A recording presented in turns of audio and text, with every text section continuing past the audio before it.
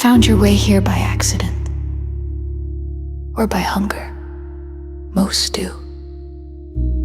So come a little closer, and let me tell you another tale pulled straight from the deepest corners of my mind and the darkest edges of this world.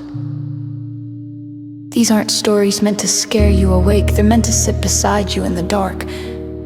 What you're about to hear comes from places the world pretends don't exist, forgotten rooms, abandoned thoughts, and things that learn to live where no one looks. Not everything you're about to hear is fiction. Some of it comes from real moments, real places, and things that were never meant to be remembered. I truly hope you enjoy listening to it as much as I enjoyed bringing it to life, and if you do enjoy it, please remember to leave a like and consider subscribing. Your support means more to me than words could ever say. So without any further ado, let's slip into today's story. 5, 4, 3, 2, 1. Are you ready?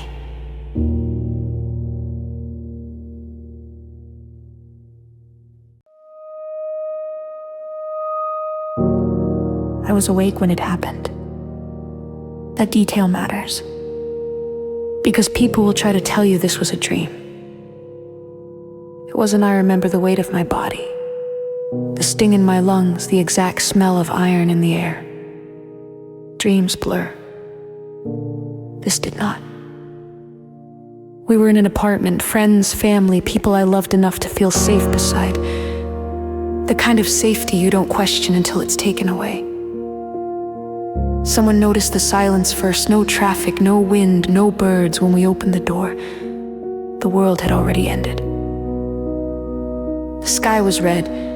Not sunset red, not fire red, blood red, thick and veined, roiling with clouds that thundered without lightning. Drops fell from them, slow and heavy, splashing against the concrete. When one struck my hand, it smeared like fresh blood warm. Below us, the streets were moving.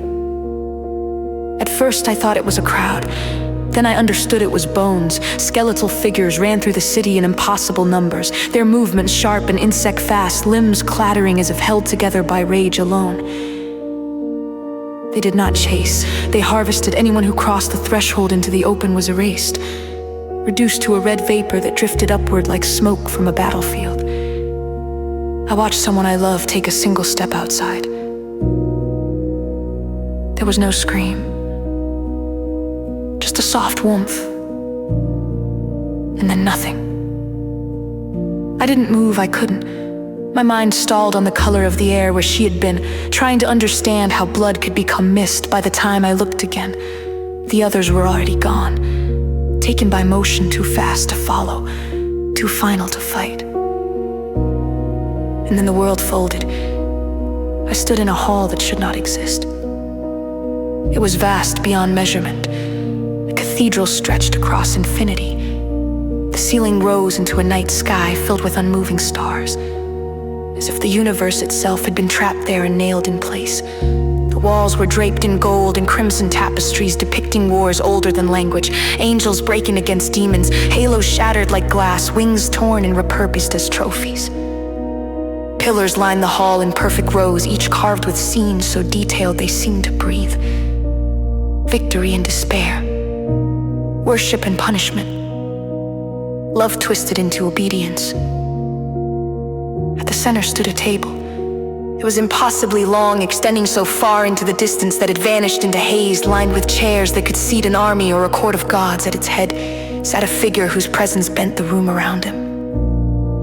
Lucifer did not need to announce himself. He wore darkness like a crown, his gaze calm, measuring, ancient. This was not the snarling monster of sermons. This was authority, absolute and unchallenged. When his eyes passed over me, I felt weighed, cataloged, and accepted all at once. I was not alone. Humans lined the walls, seated in endless rows. Some whispered prayers to gods that were no longer listening. Others stared ahead, hollow-eyed, already emptied of hope. Between them sat things that had once been human, and others that had never been at all. Shapes that suggested animals, angels, ideas given flesh. No one tried to leave. They already knew better. A woman came for us. She did not raise her voice. She didn't need to when she said we belonged to her. Now, it was not a threat.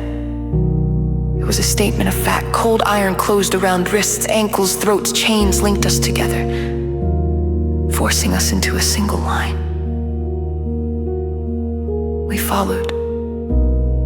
The tunnels beneath the hall were narrow and wet, the walls slick with moisture and something darker. Every step echoed metal on stone, breath on breath, handprints stained the rock at shoulder height.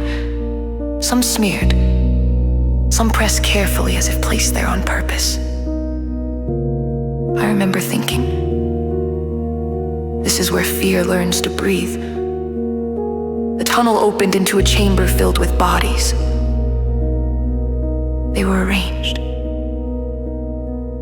That was the worst part. Not piled carelessly, but posed, leaning against walls, draped over stone, positioned with a reverence that suggested intention, beauty preserved in death, a gallery of endings. Another door led to another room where garments waited, masks pale, delicate, expressionless. A silent girl handed them out without meeting our eyes. I understood then that survival here did not mean freedom. It meant usefulness. Something inside me hardened. If this place required obedience to endure, then I would endure.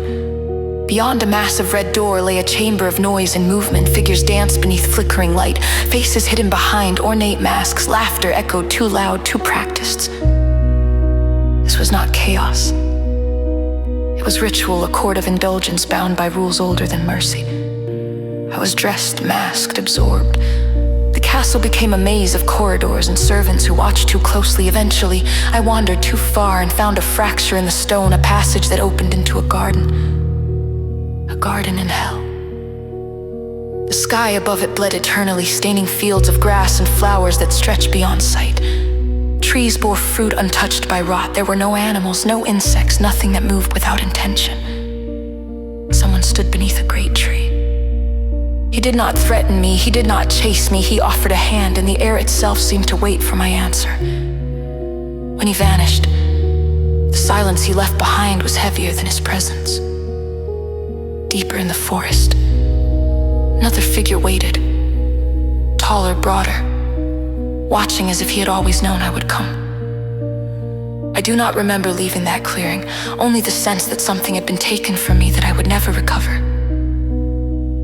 I saw my sister days later.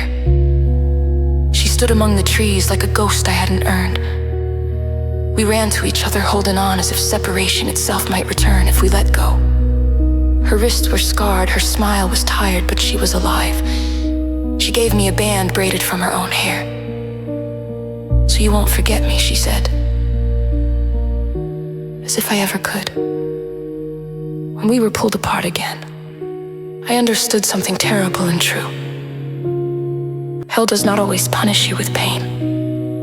Sometimes it punishes you with belonging. When I returned to the waking world, I screamed until my voice failed, not because of fear, but because I had been cast out. I missed the red sky. I missed the silence. I missed knowing my purpose. If you are reading this and the air around you feels heavier than it should, if shadows seem to stretch just a little too far, know this. Some doors do not open outward. Some places are not dreams. And some of us are still waiting to be called back.